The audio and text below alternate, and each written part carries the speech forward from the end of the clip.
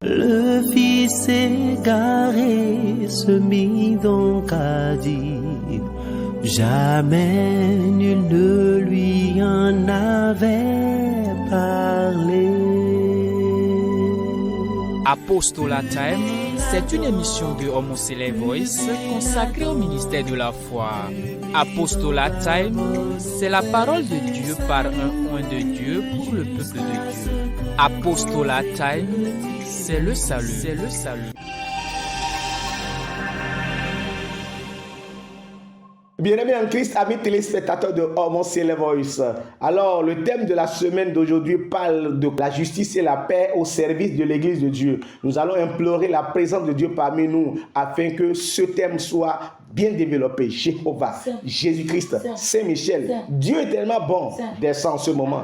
Dispose-nous à pouvoir annoncer ta parole. Au nom puissant de Christ. Amen. Bien-aimés en Christ, amis téléspectateurs de Homocele Voice, le thème de la semaine est intitulé la justice et la paix au service de Dieu. Qu'ils nous souviennent que le thème précédent parlait de la paix, mais de poursuivre, donc poursuivre la paix. Cette fois-ci, c'est la justice et la paix, mais ceci au service de Dieu. Nous allons mettre cette justice et cette paix au service de l'Église de Dieu. Alors, il me plaise de définir l'Église de Dieu. Il faut le comprendre dans son sens premier. L'Église signifie l'assemblée des croyants. Le Nouveau Testament l'emploie aussi pour désigner une communauté locale, que l'ensemble des croyants dans le Christ. C'est aussi l'ensemble des chrétiens unis dans une communion particulière. Alors, bien-aimés en Christ, qu'ils nous souviennent que Jean, Apocalypse parle d'église, la lettre adressée aux églises. Alors, bien-aimés en Christ, quand on parle de l'église, il faut que nous sachions ceux-là qui sont dans l'église. Il faut que nous sachions ceux-là qui sont dans l'église. Comme l'a dit la définition, c'est les croyants, c'est-à-dire l'assemblée des croyants. Alors, quand on parle de croyants, ceux-là qui ont la foi en Dieu. Alors, il nous plaise de parler d'un homme, Abraham. Abraham qui venait d'une famille païenne, une famille gentille, une famille qui ne connaissait pas Dieu, d'accord, les gentils qui ne connaissent pas Dieu, Dieu l'a appelé. Alors pour être croyant, il faut recevoir un appel. Soit on te parle, c'est-à-dire les porteurs de la bonne nouvelle peuvent te parler. Et quand tu crois, tu es baptisé et tu deviens pour Dieu. Ou Dieu même peut t'appeler comme Dieu a appelé Abraham. Genèse chapitre verset 1er, Dieu a appelé Abraham. Dieu a parlé à Abraham, oui. L'Éternel dit à Abraham, va-t'en de ton pays, de ta patrie, et de la maison de ton père, dans le pays que je te montrerai. Dans le pays que je te montrerai. Ouais? Oui, alors Dieu l'a appelé, il a écouté la voix de Dieu et il est parti. Il est parti. Alors, il a eu la foi en Dieu. Il a écouté Dieu sans détour, sans regarder en arrière, sans demander quelque chose aux parents. Il a écouté la voix de Dieu. C'est de ça qu'il s'agit. Quand il a reçu l'appel de Dieu, il a eu la foi. La foi, maintenant, lui a été imputée à justice. C'est de ça qu'il s'agit. Quand nous lisons Genèse chapitre 15, verset 6, oui. Abraham eut confiance en l'Éternel. Ça dit quoi? Abraham a cru. La confiance, c'est la foi. La confiance, c'est la croyance. Abraham eut confiance en l'Éternel. Qui le lui imputa à justice. Bien-aimé en Christ. Alors, c'est quoi la justice? Qui le lui imputa à justice? C'est quoi la justice? La justice dont on parle simplement, il faut comprendre que ce n'est pas la justice de la terre. Ce n'est pas la justice terrestre. Cette justice dont on parle, ce n'est pas la justice selon laquelle il y a une loi. Une loi en vertu de laquelle le péché est puni. Non, mais c'est une justice passive. C'est une justice reçue. C'est une justice, d'accord, qui nous acquitte du péché. C'est une justice grâce à laquelle on nous rend juste. C'est-à-dire qu'on nous rend juste. Tu es pécheur, mais on te rend juste. Ça, c'est la justice de Dieu. Alors, lorsque nous sommes sur la terre, la justice, là, c'est la loi en vertu de laquelle le pécheur est puni. C'est-à-dire le coupable est puni. Mais ici, le pécheur est débouté de ce péché. C'est-à-dire, on l'acquitte du péché et alors, on le rend juste. Pourquoi? Parce qu'il a cru. Allons dans Marc chapitre 16, verset 15. Qu'est-ce que la parole de Dieu nous dit? Marc chapitre 16, verset 15. Puis, il leur dit, allez partout dans le monde et prêchez la bonne nouvelle à toute la création. Je vous ai dit, soit tu reçois l'appel de Dieu. Abraham a reçu l'appel de Dieu. Abraham a cru à Dieu et il a été justifié. Alors, si ce n'est pas ça, qu'est-ce qu'il faut faire? Si ce n'est pas ça, tu reçois les gens qui apportent la bonne nouvelle. Alors, Jésus dit à ses apôtres, oui, allez partout dans le monde et prêchez la bonne nouvelle à toute la création. Celui qui croira, alors, celui qui croira et qui sera baptisé sera sauvé. Alléluia. Quand on dit celui qui croit, qui sera sauvé, c'est le salut. Il sera sauvé, il est justifié, il reçoit la justice. C'est de cette justice dont on parle. La justice et la paix au service de l'Église. La justice de Dieu, c'est le fait de croire en Dieu. Et quand on croit, tu es quoi? En ce moment, tu es justifié. Tu reçois la grâce de Dieu. Tu es dans la grâce de Dieu. Ça veut dire tu es justifié. Tu n'es pas puni par ton péché, mais tu es lavé des souillures. Le vieil homme est dépoussiéré. Ça veut dire on te change, tel que la Bible nous dit dans 2 Corinthiens 5, verset 17. On dit lorsque quelqu'un est uni au Christ, il est un être nouveau. Ce qui est ancien est disparu et ce qui est de nouveau est là. 2 Corinthiens 5, verset 17. Si quelqu'un est en Christ, alors si quelqu'un est en Christ, il est une nouvelle créature. Les choses anciennes sont passées. Voici. Toutes choses sont devenues nouvelles. Bien-aimé en Christ. C'est de ça qu'il s'agit. Alors, tu es devenu nouveau. Cela veut dire quoi? Cette justice que Dieu nous laisse agir en la foi. C'est-à-dire que lorsque nous avons la foi, nous recevons la justice. La justice, c'est qu'on nous lave, on nous rend juste. Toi, pécheur, on te rend juste. La Bible déclare dans Luc 5, verset 32, que je ne suis pas venu appeler à la repentance des justes, mais des pécheurs. Jésus-Christ est venu à cause de toi qui est pécheur. À cause de toi qui es pécheur, Jésus-Christ est venu à cause de toi. Je ne suis pas venu appeler à la repentance des justes, mais des pécheurs. Si la Bible nous dit qu'il n'y a pas un juste, et on parle de la justice et la paix au service de l'Église, cela veut dire que c'est le juste qui pratique la justice. Donc il faut que nous soyons justes, c'est ça en réalité. Le juste dont on parle, c'est quoi? Il faut que nous clarifions cela. C'est-à-dire, Dieu te justifie puisque tu as accepté son appel, tu as cru en lui et tu es lavé des souillures. Tu deviens un être nouveau, un être naturel, un être sans péché, donc tu n'es pas coupable. Tu es sans péché, donc tu es juste. C'est de ça qu'il s'agit. Sinon, la Bible nous dit dans Ézéchiel 7, verset 20, qu'il n'y a même pas un juste sur la terre. Quand Ézéchiel 7, verset 20, quand nous voulons comparer ça, c'est-à-dire le livre de Salomon, d'accord? Ézéchiel 7, verset 20, oui. Ézéchiel 7, verset 20, oui. Non. Il n'y a sur la terre. Point d'homme juste. Qui fasse le bien. Qui ne pêche jamais. Alors, si c'est ça, si telle est la définition d'un juste, un homme qui ne fasse que du bien et qui ne fait pas du mal, est-ce qu'on peut croire qu'il y a un homme qui peut exister sur cette terre ne faisant que du bien et ne faisant pas du mal? Mais quand on parle de la justice et la paix au service de l'Église de Dieu, ça veut dire beaucoup de choses. Cela veut dire simplement que celui qui est le croyant est justifié. Cette justice-là, tu mets ça à l'exèque de ton Église. Quand on parle de paix, la paix, ce n'est rien d'autre que les fruits de la justice. Ce que Jacques nous a dit. Jacques, quand tu prends Jacques 3, verset 17, il dit le fruit de la justice, oui. La sagesse d'en haut est premièrement pure. Ensuite pacifique, modérée, conciliant, pleine de miséricorde et de bons fruits, exempte de duplicité, d'hypocrisie. Le fruit de la justice. Alors le fruit de la justice est semé dans la paix. Par ceux qui recherchent la paix. Alors, le fruit quoi? De la justice. Le fruit de la justice. Oui. Est semé dans la paix. Par ceux qui recherchent la paix. Cela veut dire quoi? Le fruit de la justice est celui de la paix. Donc les fruits de la justice n'ont rien d'autre que la paix. Vous voyez un peu? Donc cela veut dire quoi? On nous a déjà parlé de la paix. La paix que Jésus-Christ nous a amenée, ce n'est pas la paix de cette terre-là, mais la paix de l'âme. Pour que nous soyons à son service. La paix de l'âme, c'est de ça qu'il s'agit. Nous l'avons dit.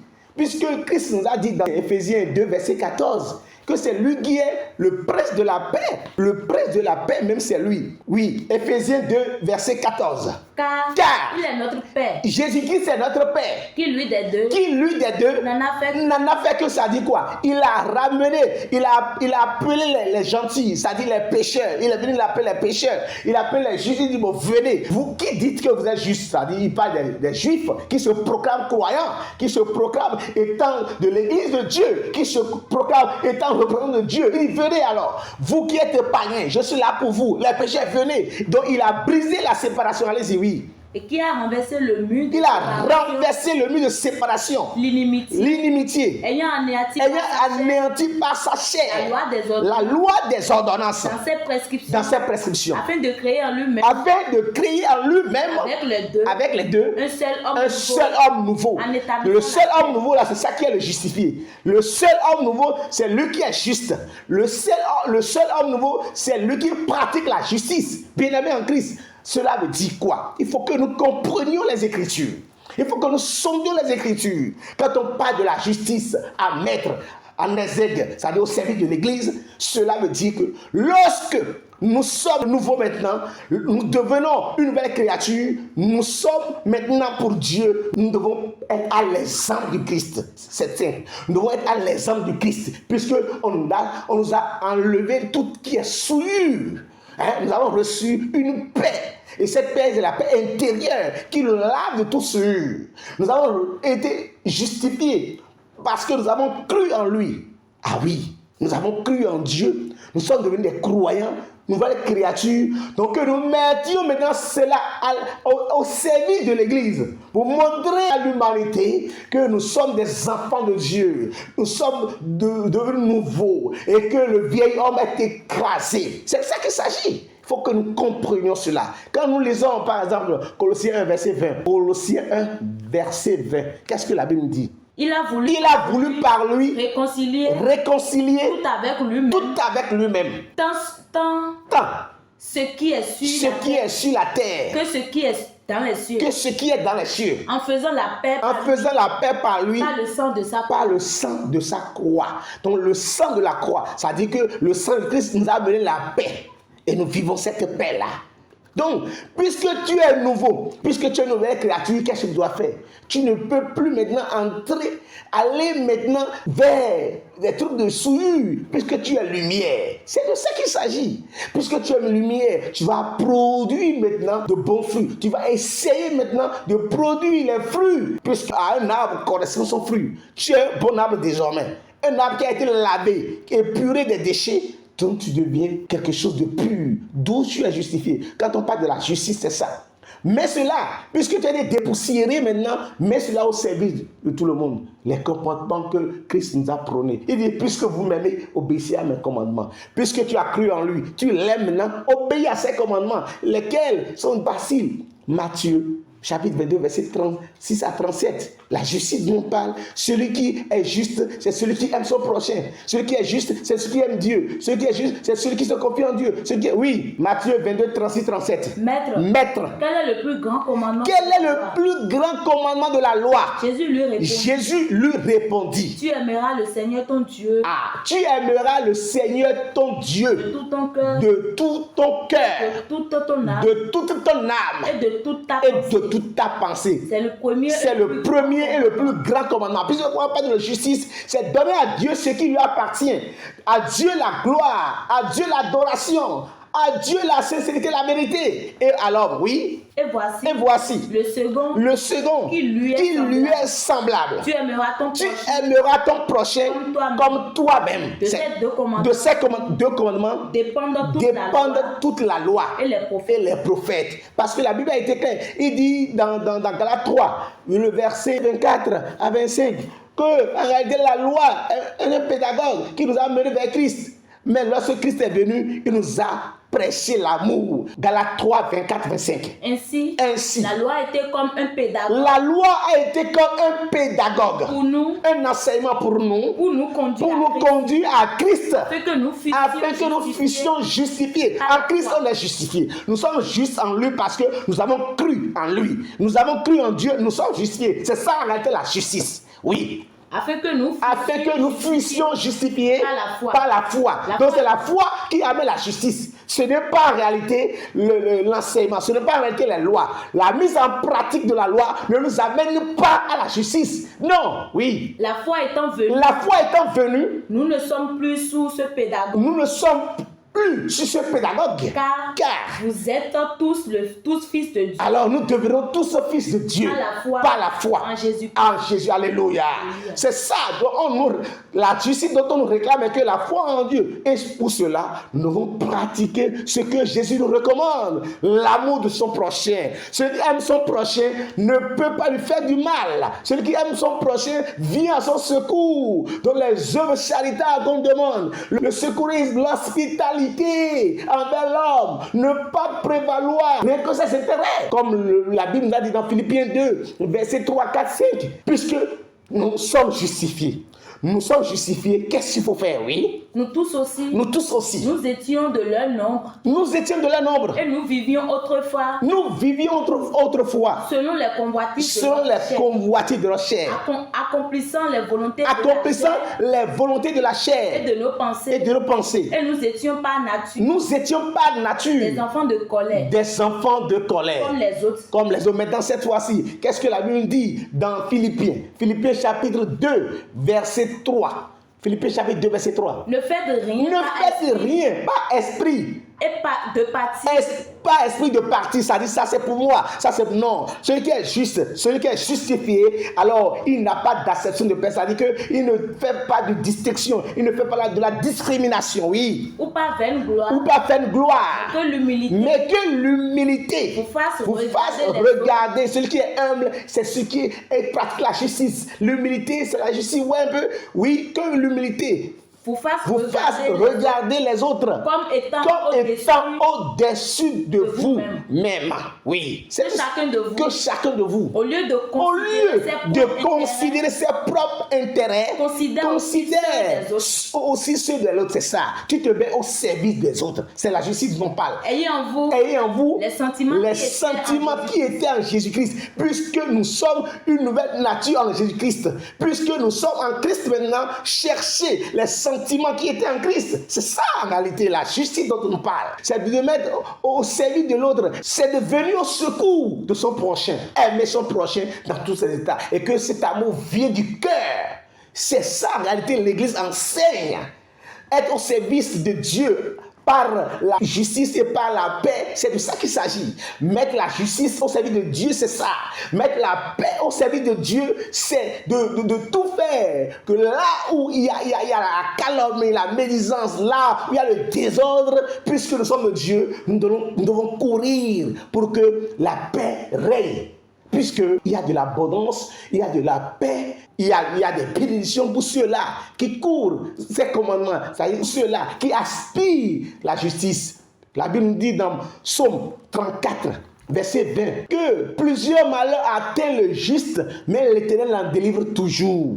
Puisque tu as la foi en Dieu, Dieu te délivre toujours. C'est ça, bien-aimé. Oui. Le malheur atteint souvent le juste. Et l'Éternel l'en délivre toujours. Mais l'Éternel l'en délivre toujours. Oui. Il garde tous ses os. Aucun d'eux n'est brisé. Alors, il y a des bienfaits pour celui qui vraiment court vers la justice, celui qui tend vers la justice, celui qui pratique la justice. Puisque nous avons décelé ce qu'est la justice pour Dieu. Alors, qu'est-ce que David nous a dit dans Psaume 37, verset 25? Psaume 37, verset 25. Il dit, j'ai été jeune et j'ai vieilli. J'ai été jeune, j'ai vieilli. Et je n'ai point vu le juste abandonné, ni sa postérité mendiant son pain. Bien-aimé en Christ, c'est ça. Puisque tu es de Dieu, Dieu ne peut jamais te laisser. Il a dit simplement dans Psaume 127, à partir du verset 2.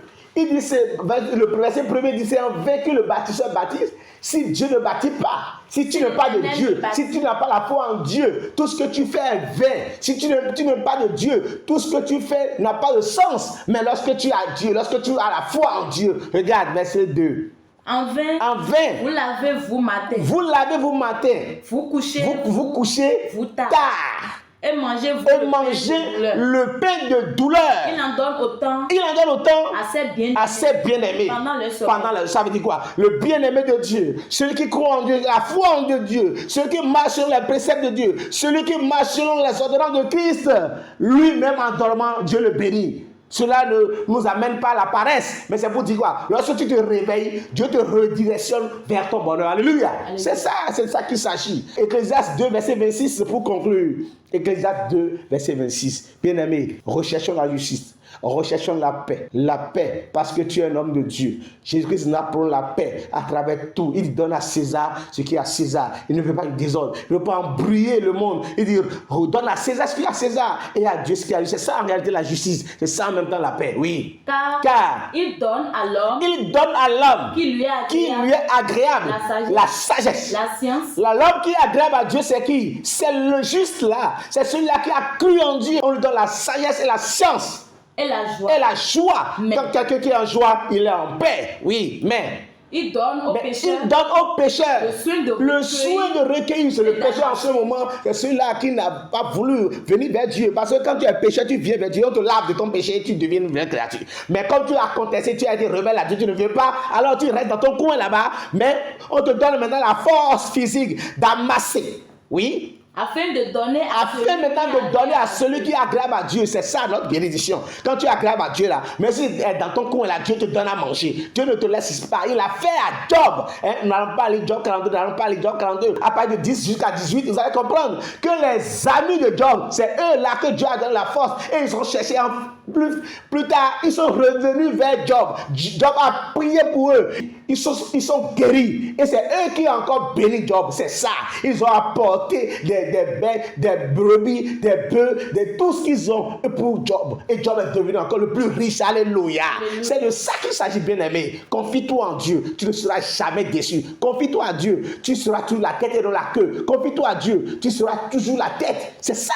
Donc, il faut que nous reconnaissons que le pécheur, c'est celui-là désormais qui ne veut pas voir la face de Dieu. Alors, quand Dieu t'appelle et tu es désormais avec Dieu, tu es justifié. Tu es juste devant Dieu. Tu es une vraie créature. Tu rentres dans la justice de Dieu. Alors, pour conclure, Ésaïe 1, verset 21. Si tu es en Dieu, et malgré ça, comme un cochon qui, après l'avoir retiré de la souillure, repart encore dans cette souillure, tu ne plus compter parmi les justifiés comme Abraham, comme etc. Oui. Quoi donc? La cité fidèle est devenue toi qui es fidèle à Dieu. Tu es fidèle à Dieu parce que tu as cru en Dieu. Tu as reçu la bénédiction de Dieu, oui. La cité fidèle est devenue une prostituée. Elle était remplie d'équité. Tu étais rempli d'équité. La justice y habitait. Tu étais juste, la justice y habitait. C'est-à-dire que tu avais la foi pleine en Dieu.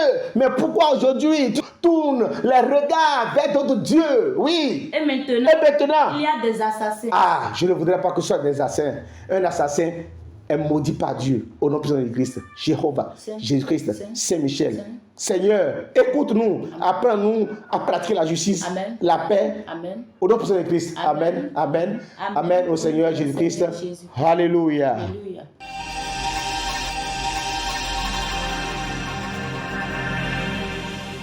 Le fils égaré se mit donc à dire, jamais nul ne lui en avait parlé. Apostolat Time, c'est une émission de Homoselect Voice consacrée au ministère de la foi. Apostolat Time, c'est la parole de Dieu par un oint de Dieu pour le peuple de Dieu. Apostolat Time, c'est le salut.